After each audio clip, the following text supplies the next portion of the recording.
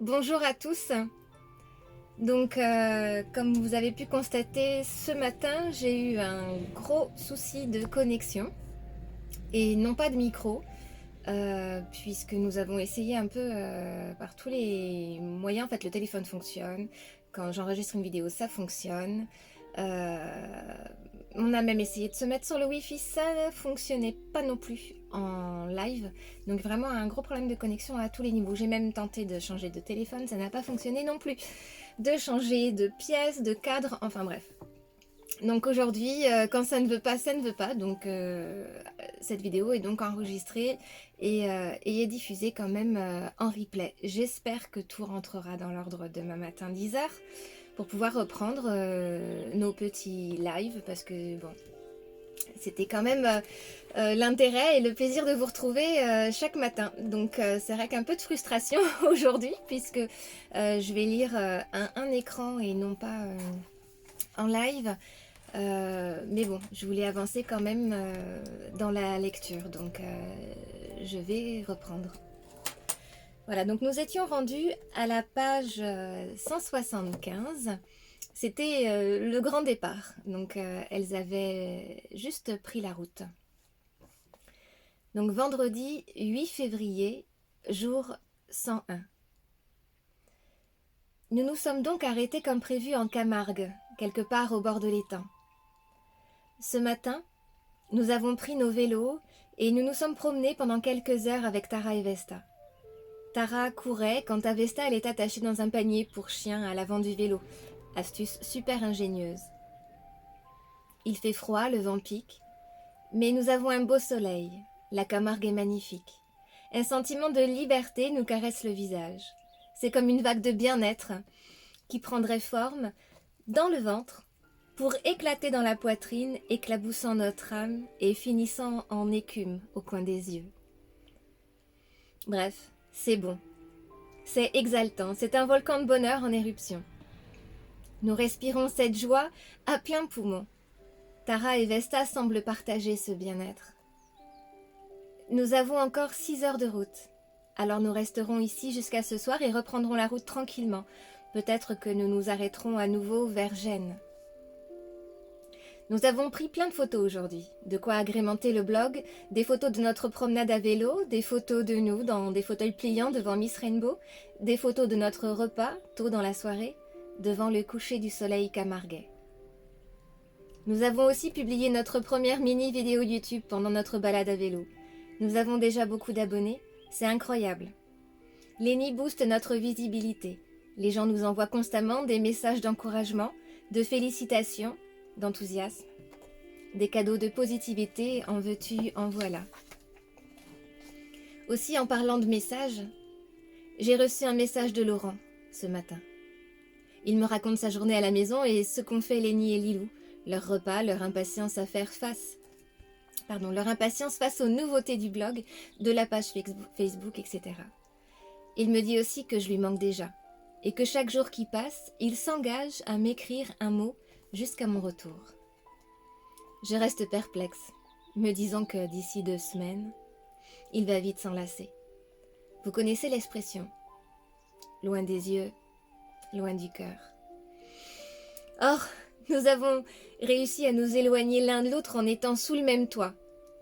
Alors, qu'est-ce que cela va être en étant à des milliers de kilomètres ? Pas de spéculation. L'avenir nous le dira bien assez tôt. Samedi 9 février, jour 102, l'Italie. Gênes, nous voici. Quelle jolie ville, viva Italia! Gaïa et moi sommes enchantés par cette ville et décidons d'y passer plusieurs jours. Il nous faudra bien ça pour visiter un maximum de choses. Miss Rainbow épate tout le monde. Les gens nous prennent en photo, viennent naturellement nous voir pour nous poser des questions. Nous commençons instinctivement à prendre des pôles à selfie en double à chaque fois, une pour nous, une pour nos rencontres. Le livre de nos souvenirs commence déjà à s'écrire et je sens qu'à ce rythme-là, il nous faudra plusieurs tomes. Sur chaque photo, sur la partie blanche dessous, nous écrivons le lieu, la date et le nom des personnes. Nous avons aujourd'hui décidé de nous stationner sur un lieu de passage, de jouer de la musique et de chanter devant Miss Rainbow en observant ce qui se passe. la magie opère. Les gens nous adorent, ils s'arrêtent, le sourire jusqu'aux oreilles, les enfants ont les yeux qui pétillent, tous veulent des photos. Entre deux chansons, ils nous posent des questions, alors nous leur racontons notre histoire. Nous leur parlons du blog, de la chaîne YouTube et Facebook, et d'emblée ils vont chercher et s'abonner, et y partagent leurs photos exprimant leur joie d'avoir croisé notre chemin. Évidemment, tout le monde n'adhère pas. Nous avons aussi des adultes qui nous écrivent que nous ne sommes pas un bon exemple pour leurs enfants, leur laissant croire que tout est si simple, que ça se saurait si nous pouvions décider comme ça de partir à l'aventure. Ces messages-là ne nous touchent pas, car je pense qu'ils ne s'adressent pas à nous en fait. En nous écrivant cela, ils s'écrivent à eux-mêmes. Ils essaient de se persuader eux-mêmes de ce qu'ils disent. Ils essaient de calmer leur propre frustration, justifiant tant bien que mal leur immobilisme ou emprisonnement, physique, intellectuel, ou les deux. Cette expérience est extrêmement riche. Nous pourrions même dire enrichissante dans tous les sens du terme, puisque nombreux sont ceux qui proposent de participer financièrement. Nous leur répondons que nous ne voulons pas d'argent, mais que nous serons encore là demain et que s'ils veulent nous apporter des vêtements pour enfants ou bébés, ou des crayons de couleur, feutres, etc., nous les prendrons pour les redistribuer. Dimanche 10 février, jour 103.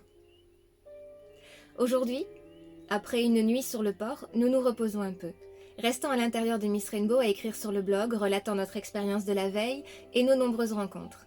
Nous avons de plus en plus de messages auxquels il nous faut répondre.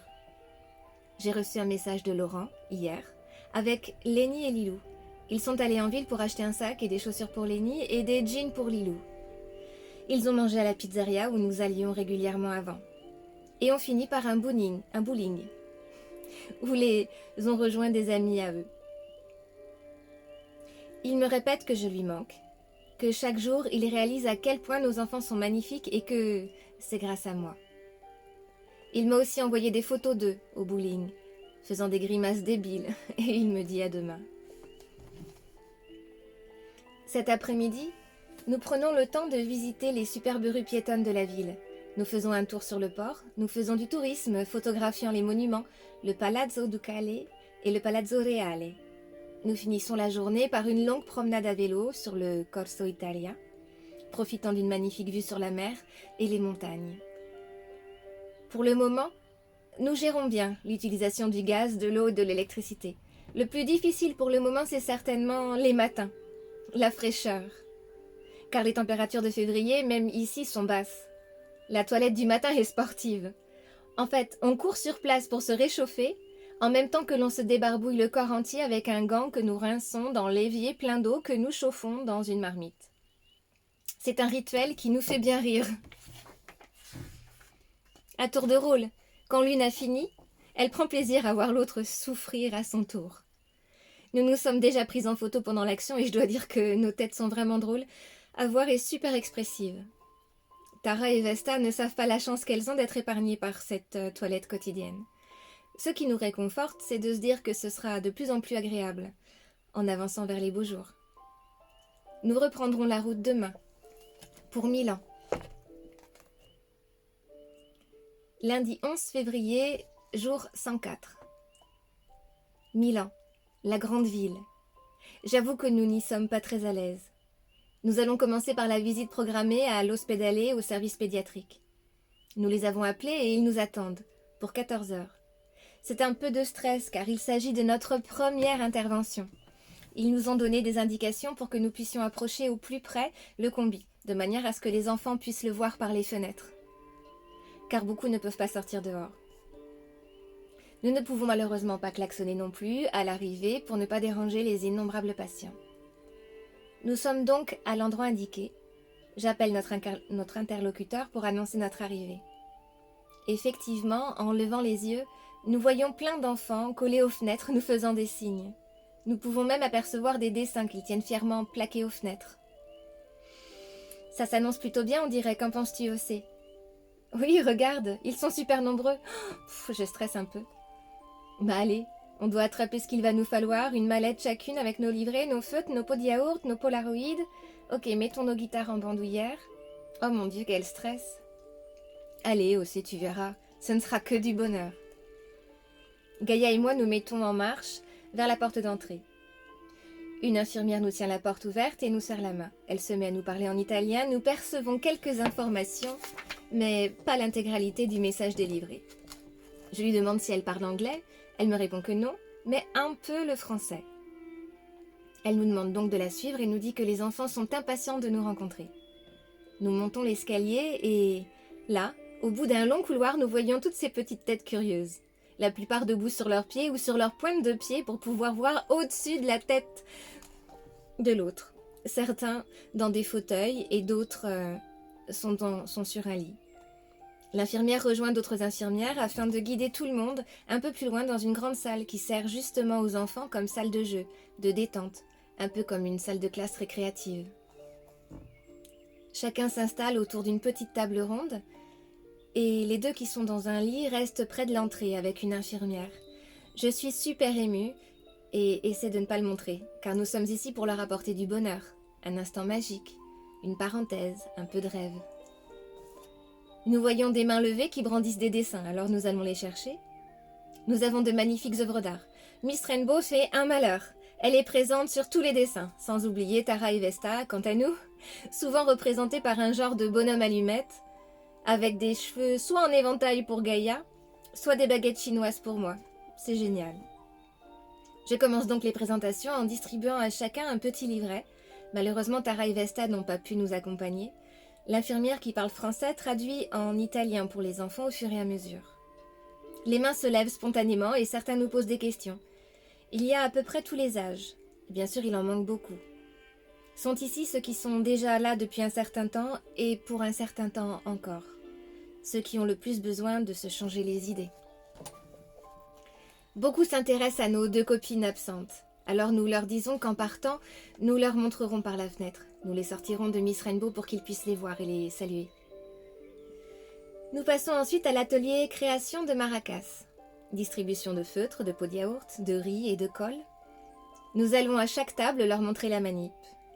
Nous prenons quelques photos de ce premier atelier qui se passe super bien. Chaque enfant y va de ses couleurs, de ses rêves. Beaucoup reprennent le thème de l'arc-en-ciel. Certains ont plus de difficultés, alors nous nous asseyons avec eux et guidons leurs gestes, tout en douceur. Une fois que le dernier a fini son instrument, nous leur demandons d'ouvrir le livret à la page de la première chanson. Nous leur donnons quelques explications sur nos deux instruments. La guitare, bien sûr, ils connaissent, mais pas le ukulélé. Gaïa leur explique aussi comment j'ai appris à jouer en seulement 2 mois, en glissant au passage un message bienveillant sur la force de la volonté, quant à la réalisation de ses rêves. Enfin, je demande à l'infirmière de traduire les paroles de la chanson en italien. Nous continuons donc en chanson, et encore une fois, la magie opère. Nous leur demandons de nous accompagner avec les maracas, d'une certaine manière. Gaïa commence à jouer et à chanter, je leur montre sur le premier couplet la manière de faire. Nous commençons tous ensemble, et au moment du refrain, je leur montre qu'il faut maintenant taper des mains. Mon Dieu, que la chanson porte bien son nom. Je ne vois que des sourires arc-en-ciel devant moi. Et ils sont beaux et forts. À la fin, tout le monde ou presque reprend le refrain chanté. La la la la la la la la la la. C'est un véritable succès général.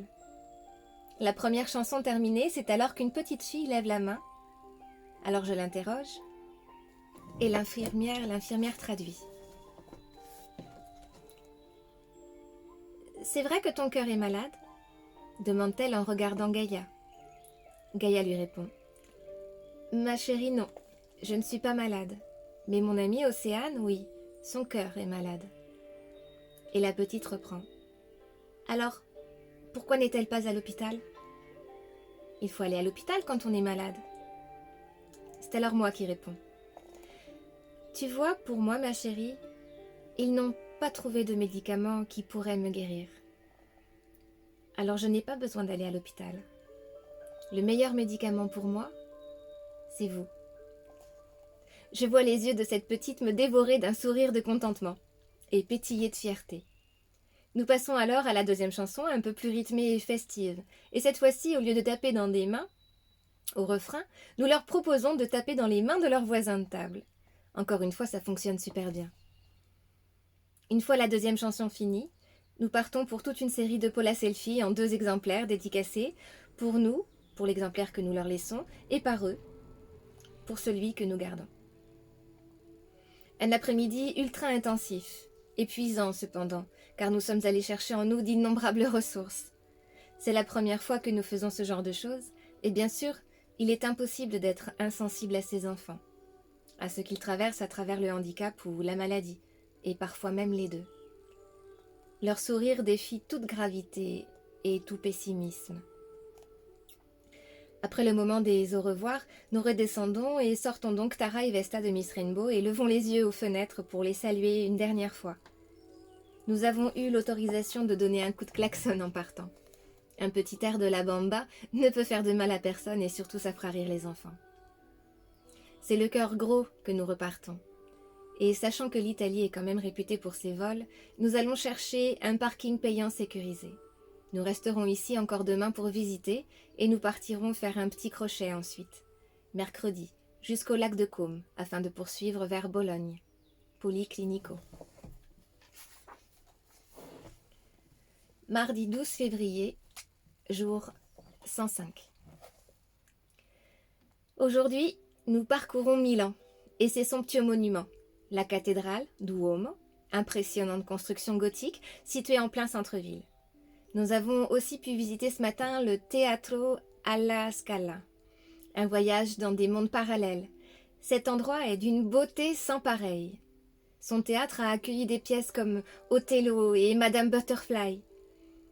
Nous nous sommes imaginé les femmes dans leurs plus belles toilettes, leurs robes flottantes drapées au-dessus des paniers pour créer le volume, leurs corsets pour leur faire la taille ultra fine, leurs chignons, leurs anglaises et leurs lorgnettes.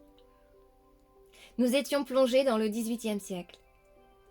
Dans l'après-midi, nous avons flâné en ville et découvert la fameuse Piazza Mercanti, la Piazza Gae Aulenti, ultra-moderne, le château des Sforza, et avons terminé la journée en lèche-vitrine à la Galleria Vittorio Emanuele II. Cette grande ville nous en a mis plein les yeux et les jambes. Je crois que l'on a dû faire une vingtaine, peut-être même une trentaine de kilomètres à pied aujourd'hui. Nous ressentons toutes les deux, pour ne pas dire les 4, car même si elles ne peuvent pas verbalement l'exprimer, les copines partagent sûrement notre envie. Un terrible besoin de calme et de nature. Alors malgré la fatigue, c'est donc ce soir que nous prendrons la route pour le lac de Caume.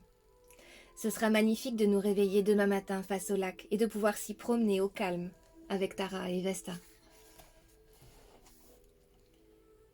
Mercredi 13 février, jour 106.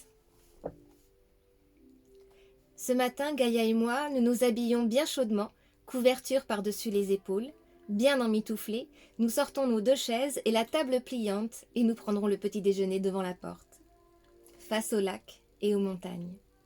Le spectacle mérite bien que nous bravions un peu le froid et l'humidité. Les chiennes se régalent à respirer l'air frais et profitent pour courir ici et là. Nous avons repéré une randonnée à faire, le sentier de Vandiante, ainsi que plusieurs villages à visiter. Nous allons bien rester ici 2 jours pour tout faire, et pour nous ressourcer avant de reprendre la route. J'ai reçu chaque jour des messages de Laurent, toujours aussi tendres et pleins d'humour. Cette fois, avec des messages aussi de Lénie et Lilou. J'avoue qu'ils m'ont fait un peu pleurer. Mais Gaïa, toujours à mes côtés, sait me remonter le moral de sa douce folie. Sur les réseaux, nous avons déjà plusieurs milliers d'abonnés.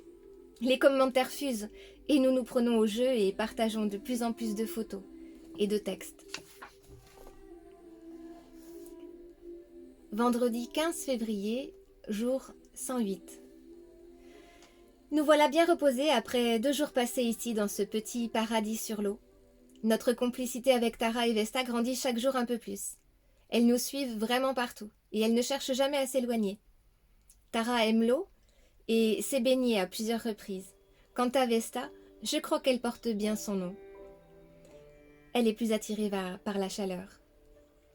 Hier soir, en rentrant de notre randonnée, il y avait un autre van garé à côté de nous. nous avons fait la connaissance de Laura et Steven. 2 jeunes partis pour faire le tour de l'Italie en 3 mois. Leur van est aménagé aussi à leur manière, un peu plus roots que nous, plus anciens et moins fonctionnels. Mais ils sont plus jeunes et sûrement moins exigeants quant au confort recherché. Nous avons mangé avec eux, et ils ont un truc super, un brasero sur pied qu'ils sortent le soir pour se faire une petite flambée. Nous avons adoré le concept. Il y a même un couvercle pour protéger du vent. Il est possible de s'en servir comme barbecue. Une belle soirée bien arrosée, car ils nous ont fait goûter leur spécialité. Le rhum arrangé, banane flambée, et un autre manque passion. Entre les deux, mon cœur balance.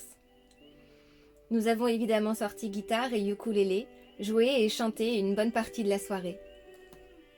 Je dois dire que je me souviens plus trop comment s'est finie la soirée, mais je me souviens d'avoir eu une drôle de discussion avec Gaïa en allant nous coucher. Dis-moi, Gaïa, j'ai une question à te poser. Tu m'as jamais parlé de mec, ni d'ex, ni de futur, ni même montré un mec sympa dans la rue.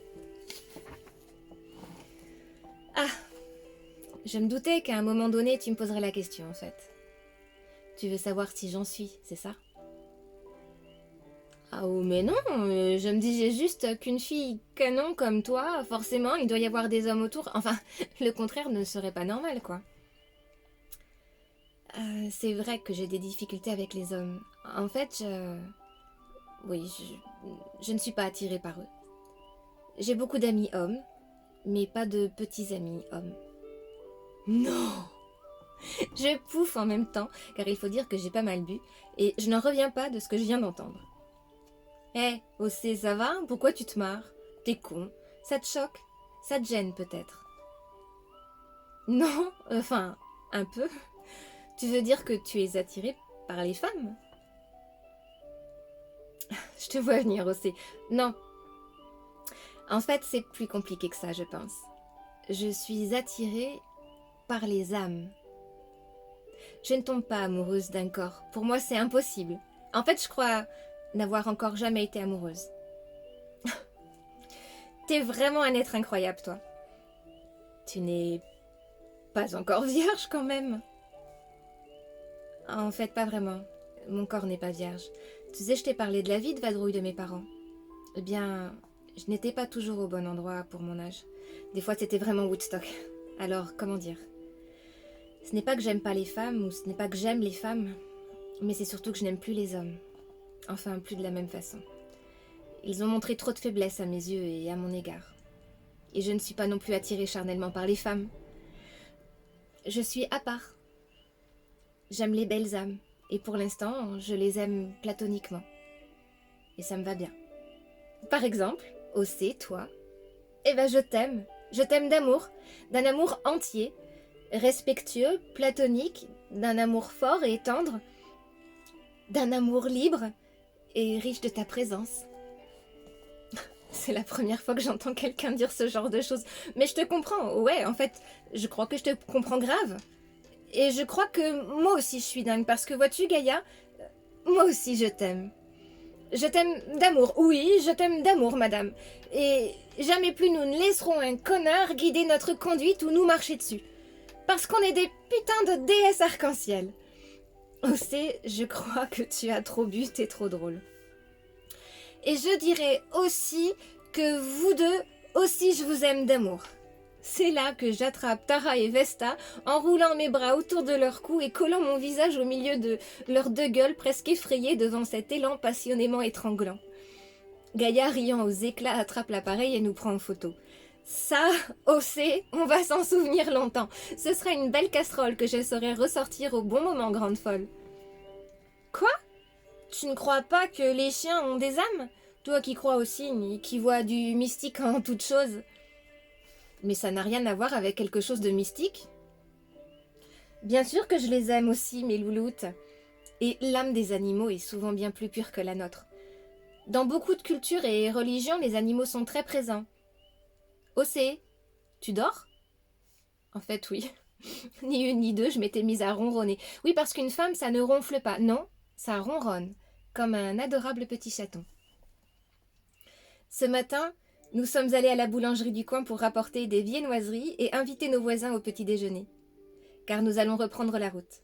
Nous préparons tout sur la table, café, tasses, viennoiseries, et allons frapper à leur porte. Bonjour, room service d'étage, le petit déjeuner est servi. Si ces messieurs-dames veulent bien se donner la peine de venir nous rejoindre. Super fiers de notre coup, nous guettons le moindre mouvement ou secousse du van. Tu crois qu'ils vont apprécier ? Peut-être que c'est trop tôt et qu'ils vont être fâchés. Tu te poses trop de questions aussi. Ils vont forcément apprécier, tout ce qui est fait avec le cœur est appréciable. Et la porte de leur van s'ouvre. C'est Laura qui sort en premier, les cheveux en vrac, pas peignés, portant un pull beaucoup trop long et trop large pour elle, lui tombant jusqu'aux genoux, et de grosses chaussettes de laine hautes. Elle n'a que 5 cm de peau à découvert. Steven, lui, est plutôt du genre marin. Mal rasé, le bonnet, les lunettes rondes, et il porte un gros pull marine avec un vieux jean.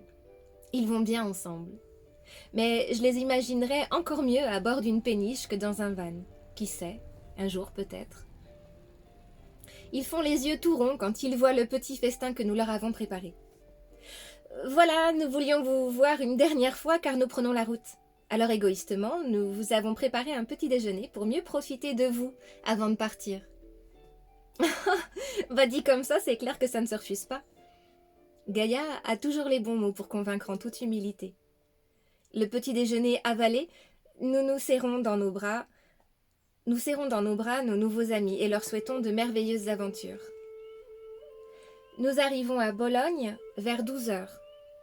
Et cette fois-ci, encore, nous avons rendez-vous au service pédiatrique de l'hôpital à 14 heures.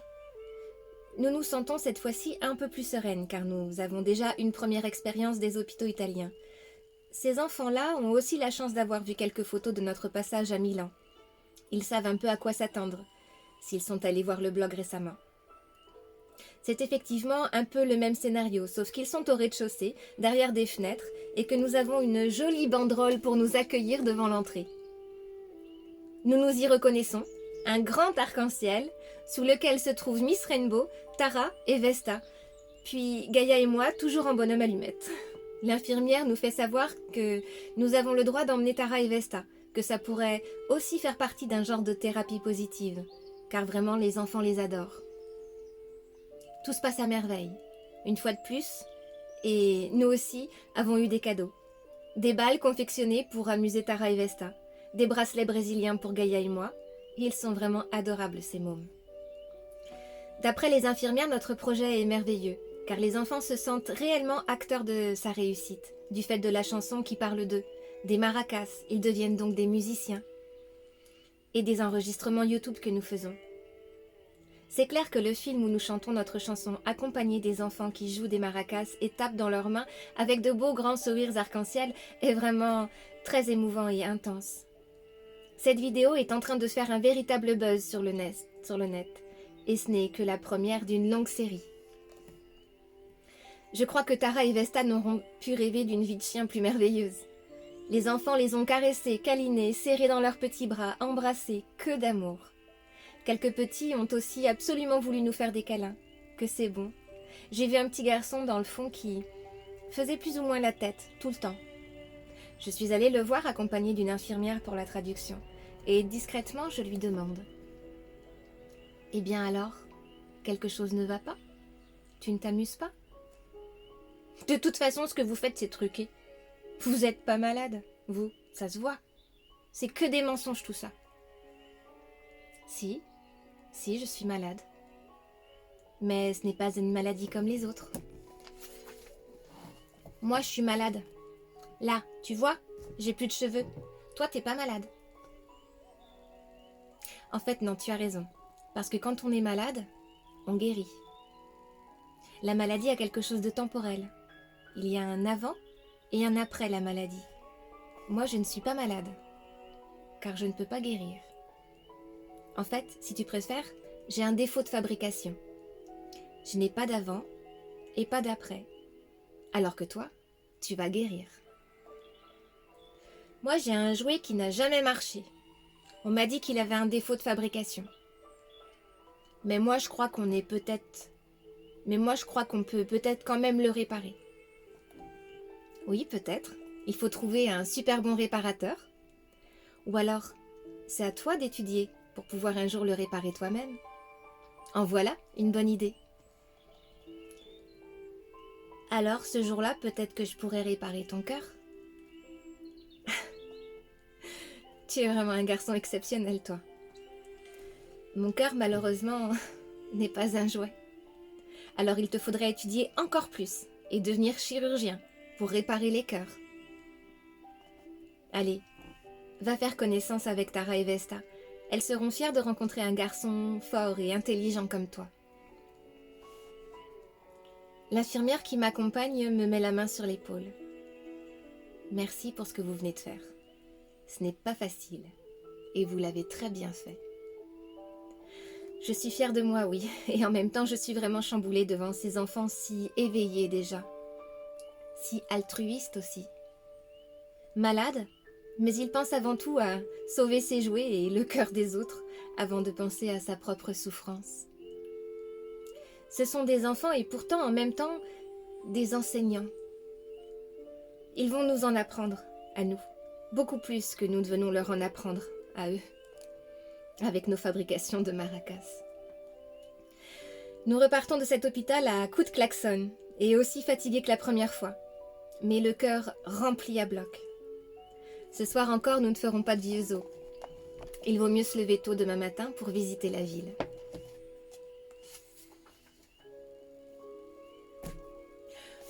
Voilà. 31 minutes. Ouais, il y a juste une page. Bon, allez, je vais lire celle-ci. Samedi 16 février, jour 109. Ce matin, nous préparons un sac à dos et Gaïa prend son ukulélé qu'elle fourre au fond du sac. On ne sait jamais. Bien motivés, nous commençons la journée par l'ascension du Mont Guardia pour aller y admirer la basilique en passant par la fameuse arcade couverte la plus longue au monde. Une fois en haut, nous y découvrons cette fabuleuse construction rouge. Nous y resterons un certain temps, car mon cœur a du mal à suivre et bat la chamade. Nous trouvons donc un endroit pour nous asseoir avec les copines et nous reposer, et pourquoi pas jouer un petit morceau. Nous sommes redescendus tranquillement dans l'après-midi et avons passé le reste de la journée à visiter la ville. Nous gardons la tour Asinelli pour demain, car je ne me sens pas d'enchaîner avec les 428 marches. Par contre, nous estimons que nous avons bien mérité ce soir notre premier repas gastronomique. Bah oui, enfin, pasta. Vous pensiez à quoi? Nous sommes à Bologne quand même. Voilà. Nous sommes donc rendus à la page 201, dimanche 17 février, jour 110. Voilà. Je vous remercie pour votre écoute. J'espère que vous avez passé un bon moment, malgré que ça ne soit pas interactif, ça le sera différemment. Voilà. Et je vous souhaite une belle journée. Je vous dis à demain matin. Je vais tout faire pour que cela fonctionne. Après, c'est vrai qu'il y a toujours des événements ou des éléments qu'on ne maîtrise pas. Et la connexion et les réseaux, malheureusement, en font partie.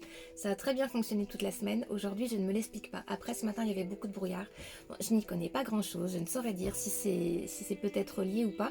En tout cas, voilà, même en changeant de téléphone, ça n'a pas fonctionné mieux que ça. Et même mon ordinateur. Donc, je supposerais qu'il faut être patient. Voilà. Donc, je vous souhaite une excellente fin de journée. Et je vous dis à demain pour la suite. Au revoir.